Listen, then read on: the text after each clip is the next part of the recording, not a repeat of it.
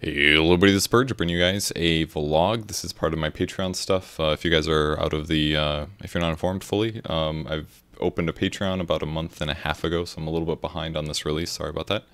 But one of the goals that we hit are doing a monthly vlog to kind of give you guys a heads up about what's been going on in my life.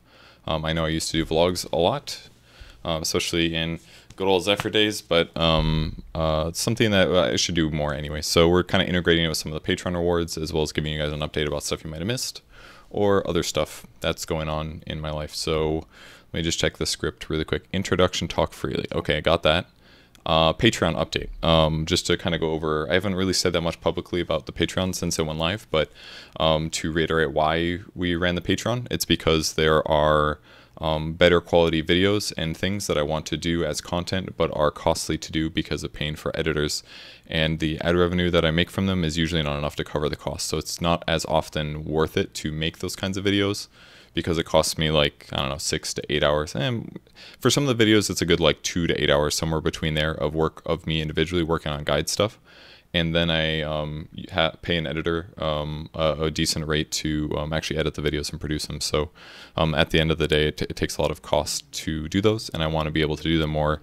Therefore, I ran the Patreon to help allow people, give them ways and reasons to donate that aren't just tied to like Twitch TV, for example. So because I know that there are a lot of viewers that might watch, that only watch my YouTube channel, that don't watch my Twitch streams, or are on a different time zone, or only tune in occasionally. So we just wanted to give people more options to pay for stuff or to donate money to help support the show. So that's basically it. So talking about rewards a little bit, if you guys are the $25 Patreon level, make sure to check your Patreon message. If you want to submit a clip for Purge Cast Your Pubs, I'm probably going to make that video tomorrow.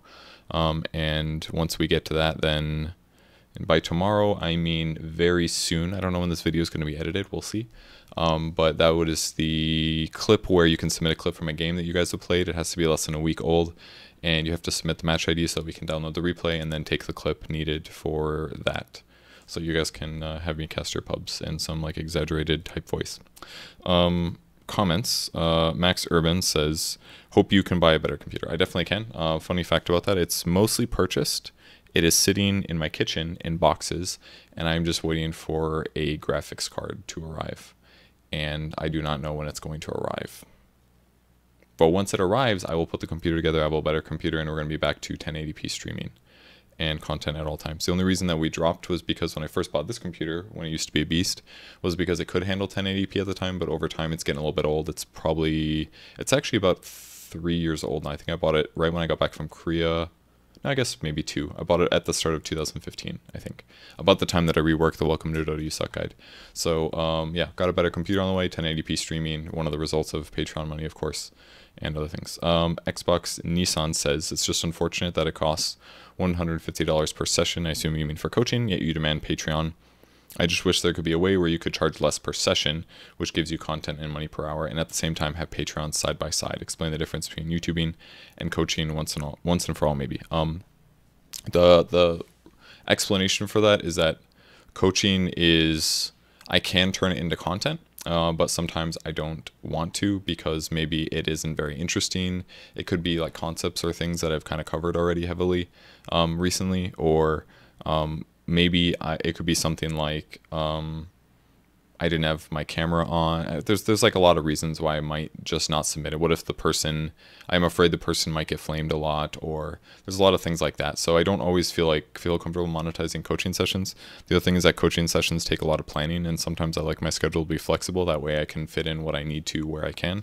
And honestly, I could just do less content and coach people for a lot of money per session, but the problem is that it's not as fun, maybe as diversifying. So to be honest, I do very little coaching right now, and so to do it both with Patreon, I don't think it's hypocritical. Maybe you guys have different opinions, but again, I feel justified running the Patreon because it supplements and allows me to do other content that I wouldn't be able to do otherwise, and occasionally I do coaching as well. So I hope that explains why it works. We may do some stuff like coaching giveaways in the future or something like that. We were brainstorming that when we first devised the Patreon stuff, but we were trying to set things that were not going to take a huge amount of time. That way I could continue doing the stuff or do more high quality work that doesn't also create a lot of busy work for me on the side, like doing coaching would. So there's definitely some space, I think, where we could fit stuff in like that, but I don't know. I just don't enjoy coaching enough right now, probably individual coaching, to offer a really low rate, because I know that a bunch of people, like a shitload of people, would sign up if I lowered the rate to like $50 an hour. And I just don't have that much time. I'd rather work on video stuff in a lot of the cases, so hope you understand. Questions from the $100 level patrons. Not too many of you guys, but I appreciate it. Thank you for the support. Gavin Douglas asks, could you discuss hero combo a little more, especially the Huskar and Oracle marriage? And you said you think Oracle is female. I believe Oracle is male, as is Huskar. I guess it's kind of not obvious, but he sounds like he has a male voice. We'd have to check his pronouns probably from his voice lines, but the reason that combo works really well is because Oracle, when he casts his ultimate, he removes any disables on the target, and he keeps them alive for up to 8 seconds, and during that period, if they're getting healing, the healing effect is doubled, I believe. So it works especially good with Huskar if you ulti at really low HP, because if Huskar's at a very low percentage of HP, he has the highest amount of mana magic resistance from his Berserker's Blood, and he has the highest attack speed. So you're keeping him at an artificially low health point for up to like 8 seconds, which means he deals the most damage, as much damage as possible, and he can keep himself alive. You can also keep him alive simply by healing him. If his HP is low, his magic resistance is high, so if you use Purifying Flames on him, which does magic damage, it's moderately reduced by the magic resistance, and then over time it will end up healing more than Huskar token damage. So you can use that basically to try to keep Huskar alive, and debuff him and stuff like that. It's basically just the typical, like, use a healing hero to keep somebody alive that can deal a lot of damage because they deal more damage when they're low. So it's very similar as Dazzle, Gravian and Huskar when he's about to die. Zachary asks, unfortunately, you don't have any clips to submit right now, but for a question, I would like to ask what sorts of things would need to change in the current version of the game for Rasta to be able to play the mid lane again. The answer to that is that Rasta is strong at the laning stage portion. The things you normally need as a mid hero are high base damage. You need to have wave clear or the ability to push lanes in most cases. I think maybe one of the only heroes that can't do that as a mid hero is probably Viper, but he still can kind of with like Nether Toxin and Corrosive Skin. So Rasta can push the lanes really well, and he can take the mid tower with his wards, but the problem is that Rasta doesn't transition as well as a core, and that late game his goal is basically push lanes. You kind of become a support basically, because one of your abilities you're standing still disabling another, which isn't really good for a core role, and your ultimate doesn't really help you kill heroes very well. Like the Serpent Wards just don't work well at getting kills, and most times you want to drop them to kill towers. So that's basically the issue, is that Shadow Shaman doesn't transition as well as a hero like Queen of Pain, who can continue to get kills and affect the map in a good way, whereas a Rasta is only able to do disables, lane pushing, tower killing. So it just doesn't quite match up right, and he just works so much better as a support for that reason. So even if you're a little squishy, you still have lots of disables, you can wave push, you can do damage, and you can kill towers by dropping Serpent Wards. So he just works better as a support. So basically his ultimate would have to change, to answer your question, to be better at killing heroes probably, which maybe will happen. I think the buffs that have been happening are pretty good with the double attack potentially late game, and the extra Serpent Wards being spawned at 20 if you get the perk. So options. Other stuff that's happened since I ran the Patreon, Siltbreaker came out. I was at Epicenter at the time. I played it a couple times when I came back. I beat it a couple times with some friends. I didn't think it was too hard. It's definitely easy to die in the game, and you have to update your builds a little bit based on how the game design works and some of the hero skills changing, but I think it was pretty fun. I hope the next one comes out when I'm home. That way I can basically stream it fresh with brand new players and have a good time playing with like Slacks or other friends or something like that. But definitely plan to make more Siltbreaker videos when the next segment comes out. TI Open Qualifiers. I didn't play in the Opens, but I casted the regionals a little bit. Moonduck did a little bit of a hub in Colorado, but unfortunately I was only able to go for 2 days because my sister's weddings happened right afterwards. So did a little bit of casting there and then flew out right away, so I didn't catch as much of it live as I would have liked. That all happened in the last month and a half. Then I went to India, and I can talk a lot about India. I took a bunch of footage, and you guys can, I'm sure, see a lot of it right now. India was a very good experience. What happened was my sister got engaged to and married a Indian American guy. who is second generation American. His parents were the original ones that immigrated like 30 years ago or something, 20 years ago, something like that. So because a lot of his family still lives in India, what they did was they did two weddings. We did one in Wisconsin where I grew up, with most of my family as well as their friends and family that were in the area. And then afterwards we all flew to India, and by all I mean like 20 of us. We all flew to India and did a lot of like touring and events around related to it, and got a good feel for the culture and stuff like that. So we were in India for about 2 weeks, which is why there was a big dead period right after I released the Patreon. I really didn't want to release the Patreon right before I went on vacation for like 2 to 3 weeks, but if I didn't do it then, I would have had to do it after I got back from India, which would have been right before TI, and then I would have been gone for TI. So it was just, it was one of those things where like there was never going to be a good time, and I just had to release it, so I released it. Anyways, some of the cool things we did in India, we traveled west one of the days to go on a safari. I cannot remember the name of it, but I know it was west. We drove for about 5 hours. One of the words that I recognize is Karnataka or something like that. That might be the region or place that we went. I can't remember. It was a lot more rural. We drove through a lot of smaller cities, and there was a lot of highways and farms and things like that. It was a lot more rural than where we were. We were in Bangalore for the majority of it, in the city, which was pretty hectic when we first got there. A lot of honking, a lot of interesting driving. I took a lot of driving videos, so hopefully they don't make you guys puke. And the driving was a little crazy, but we got used to it, and surprisingly everything got a little bit more comfortable after a couple days, because there's just so many people everywhere, and the driving is so hectic it just feels more stressful. But at some point you start getting used to how things work. But we had a great experience with Beth and Ajit and their family, and it's a great time. The food was awesome. Only thing we had to be careful about was drinking. We had to always drink bottled water. And some people got sick from mosquito-borne illnesses, but other than that, it was a really wonderful experience. We had a great time being there. I have a bunch of pictures and stuff. I don't know if I'll share them or not, because I don't know about the privacy of the rest of my family, stuff like that. But had a really good time being in India. Okay, and other than that, other stuff that I did, the other thing that I wanted to do in these monthly vlogs is cover some of the videos that I've made recently that I liked a lot, or recommend you guys checking out if you haven't yet. I made an Axe mid video. You might be wondering, Axe mid, why would you play Axe mid? Because Axe mid is pretty much unviable, except for a very few small situations like Axe versus melee heroes. Axe versus melee heroes in a 1v1, very effective, but Axe mid is typically not going to work. But it was a video request by the Patreon that chose the Fluxlax tier. We have not had a Fluxlax tier since him. But if you guys want me to make a video about a topic of your choosing that's within reason, like if it's within Dota, I will do it, basically. Feel free to sign up if you're interested, or maybe we can work out a deal for something different. But I did the Axe mid video. I really recommend it. I played like 3 or 4 Axe mid games. It was quite difficult, especially against the bad matchups, like playing against a Necro one game. But we go over that. All that information, I actually learned a lot about Axe and talking about how the hero fits into the game based on his farm levels and things like that. So I had a lot of fun playing the games and making the video. So feel free to check that one out.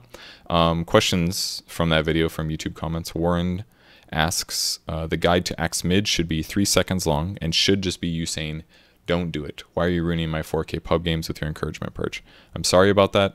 I had to do it. It was a deal. And I think ultimately we all learned something from it. I am scared that people are going to try more often, but I think they will quickly realize that it's not good and that it's easier to jungle or offlane. So not too worried. As long as you just don't play Dota for like a week after the video came out, you're probably fine. Another question from the video, does Culling Blade deal bonus damage when you attack from invis with Shadow Blade or Silver Edge? The answer is no, because despite Culling Blade looking like an attack because Axe is using his axe, Culling Blade is a spell, and when you use a spell from invis, it reveals your invisibility. If you attack from invis, or for example, let's say I'm Huskar and I have Burning Spears. If I use Burning Spears from invisibility with a Shadow Blade, because Burning Spears just modifies my attack, I'm still doing an attack when I break invis. So you would get bonus Shadow Blade damage in those instances while also applying Burning Spears. But for Axe, it doesn't work like that because he doesn't have any attack modifiers. So nope, Culling Blade doesn't work like that, just a little bit of mechanicsing.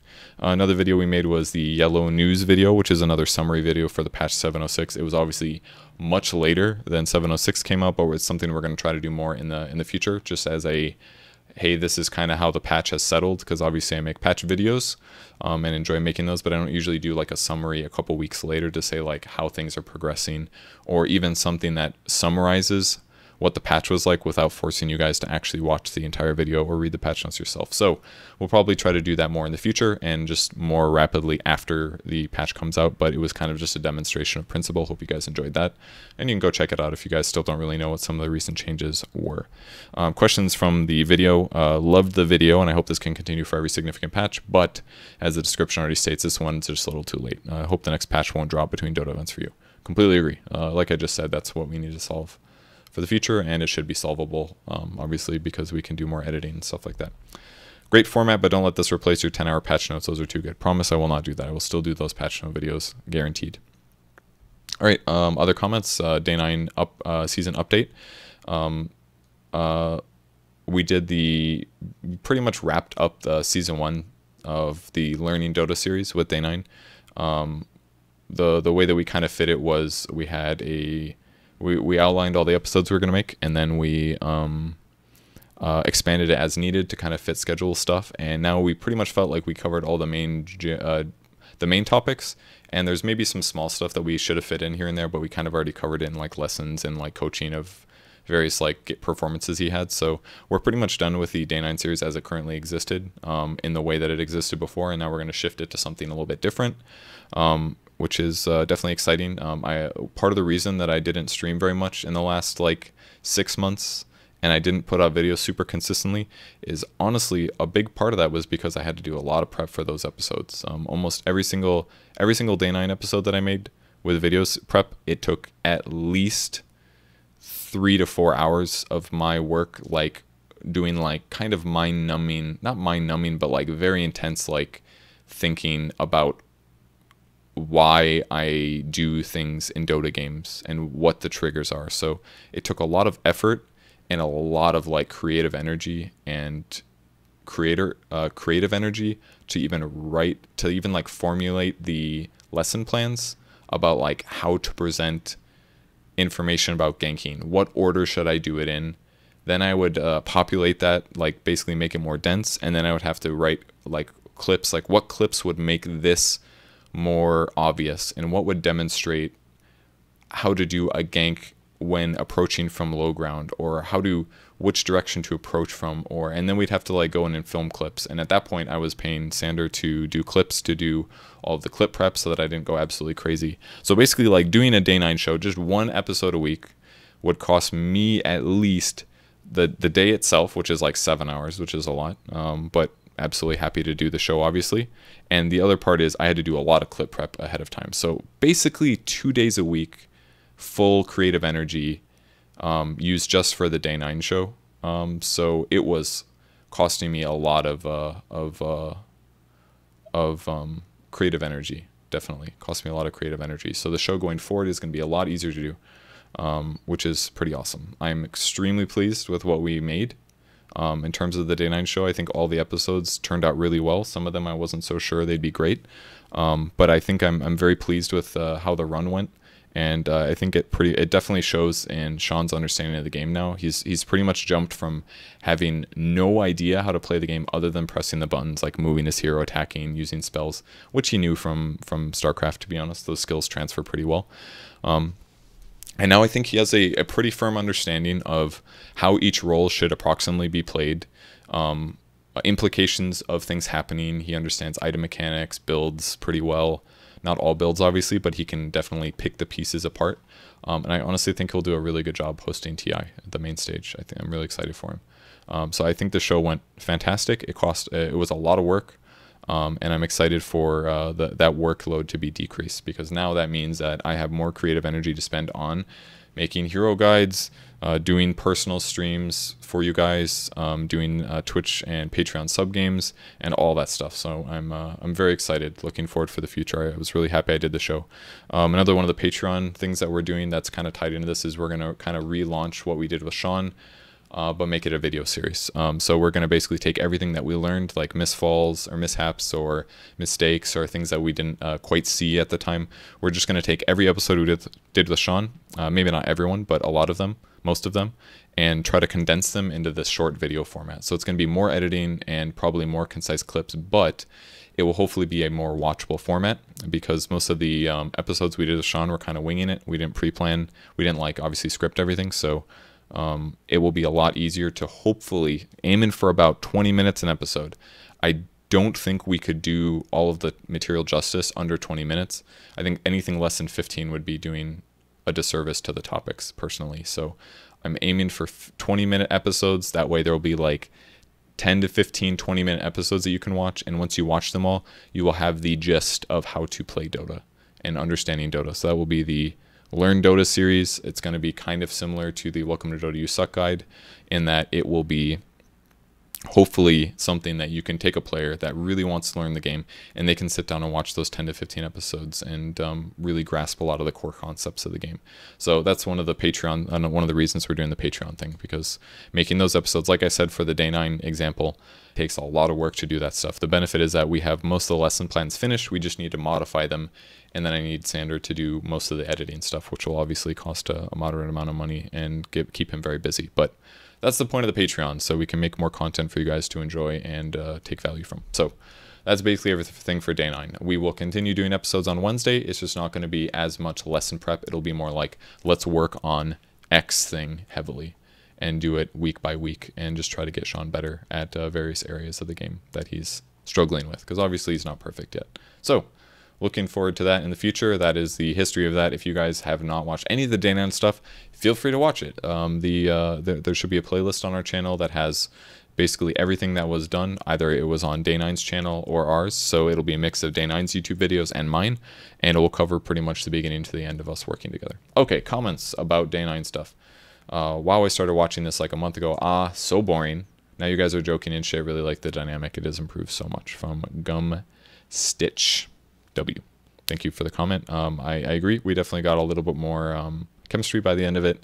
Got used to how things are going, and I think it definitely improved a lot. It also helps that some of the early episodes were pretty boring, whereas the later ones could focus more on like cool theory stuff. But unfortunately, some of those episodes we had to talk about mechanics. Otherwise, he would have a big gap of knowledge there. So hopefully we can make it more interesting in the video series. Another comment from Robert. Is it public how long the series is supposed to last? It is now. Basically, the series is over as it exists, and we will move towards Sean and I doing a lot of stuff together in terms of getting him better and maybe playing more games together, more live coaching, stuff like that. So should still be very good. It just won't be as much overarching Dota theory things. And the last section, the other section, comment from comment from None Nope, who said, dude, I missed this kind of content of yours, referring to my Death Prophet replay commentary. Replay commentaries are so much better than stream games. I know it takes less effort to make stream games, but please don't abandon this type of videos. Promise I won't. Like I said, I should have more creative energy now, so I think putting out replay commentaries more regularly should definitely be a thing. I know for sure it is one of my Patreon rewards at various tiers. I think we are... It says replay commentary every 2 weeks, but to be entirely honest, I think we're going to do more than every 2 weeks, promise, because they aren't that much more work than a stream video is. It just takes a little bit more, couple more hours of work, like 2 hours of work or something. So I think that kind of covers everything. So just again, want to give a shout out to all the Patreons and any Twitch subs to cover any of those rewards, especially the most common ones, which are the $5 levels and the $10 levels. If you do the $5 level for either Patreon or Twitch, if you link your Discord to your Twitch account or your Patreon account, you will be able to be in the Purge Gamers Discord server, which is only for Patreons and Twitch subs. You can use that to talk about games, meet other people, and more importantly, organize for sub games. I did a stream yesterday where I only played with Twitch subs and Discord Patreons at the $5 level. I think I need to make like a slang term for that dollar level, which is kind of fucking weird, but my Fivers, I don't know. But if you guys link your Discords to either service, you can get in that chat, and then when I do streams with those rewards, you guys can play games with me and other Fivers. In addition, you guys get early access to the monthly vlog, which is this thing, and I'll answer some of your questions, things like that. If you are at the $10 level, it's basically same stuff, but you also get to vote for heroes that I play on stream once a week. I've lately been doing those on Monday, but that's just coincidence. But I'm going to do at least one stream a week where people from that level, the $10 level, either a Twitch sub or a Patreon level, will get to pick which heroes I play for that stream. There aren't too many people in that one right now, only 56 on Discord, so it's pretty much every time I stream, I get like 8 to 10 people that write their hero picks in the chat, and I play at least 4 to 6 of them. So if you guys want to pick which heroes I play in a stream a week, you can have that power. And when we do more replay commentaries, if I have like content lackings, I'll also ask those people for information on which heroes they prefer, what things to do next. I think they pick the item episodes and stuff like that as well, if I'm not mistaken. And there's other levels as well. Snapchat access on the $25 level, speaking of which I haven't set it up yet. Super apologies to any of you guys that are in there. And also the live casting ones. So you guys can check all this stuff out on my Patreon. There's some other more expensive levels that have some more some larger benefits. Feel free to partake in those if you want, or just leave it all on Twitch. But anyways, if there's any Patreon levels that have equivalent Twitch numbers, I'm trying to make sure that I cover both. So if you guys are left out, or if you fall through the cracks, please let me know, because this is now a part of my upkeep for content. So that's my vlog. I'm leaving for TI on August 5th. I'm going to be doing Weatherman on the main stage. I'm very excited about that. Rob is coming with this time to help me, so I'm sure that we're going to make a really good product and probably do some stuff you guys haven't seen before, or at least have an ultra refined process from what you last saw me do at Boston. So really excited for that. Thanks everybody for supporting me. Thanks for watching the video. Thank you for tuning in to the vlog. There will be more of these. Please leave in your comments. Please continue leaving your comments, and I will see you guys soon. Hopefully in 1 month, if I'm on time. And also going to start outputting all the other stuff that I need to do, like the Learn Dota series, etc. All right, thanks for watching, guys. Bye.